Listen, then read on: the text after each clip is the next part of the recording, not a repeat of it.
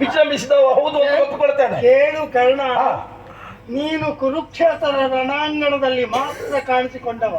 ನಾನು ಅದಕ್ಕಿಂತಲೇ ಮೊದಲು ಇಡೀ ವಿಶ್ವವನ್ನು ತಿರುಗಾಡಿದವ ಎನ್ನುವ ನೆನಪು ನಿನಗಿಲ್ಲ. ಅಲ್ಲ, ನೀವು ನಾಲ್ಕು ಜನ ಸೇರಿ ಮಾಡಿದ್ದನ್ನ ನಾನು ಒಬ್ಬನೇ ಮಾಡಿದ್ದೇನೆ ಎನ್ನುವ ಕಲ್ಪನೆ ಕೂಡ ಅರ್ಜುನನಿಗಿರ್ಲಿ. ನೀನಾಡುವ ಮಾತು, ನೀನು ದೇವಲೋಕಕ್ಕೆ ಹೋಗಿದ್ದೀಯ, ಅಲ್ಲೆಲ್ಲ ಒಂದಿಷ್ಟು ಸಂಪಾದನೆ ಮಾಡ್ಕೊಂಡು ಬಂದಿದ್ದೀಯ, ಅದನ್ನ ಇಲ್ಲ ಅಂತ ಹೇಳುವವ ನಾನಲ್ಲ.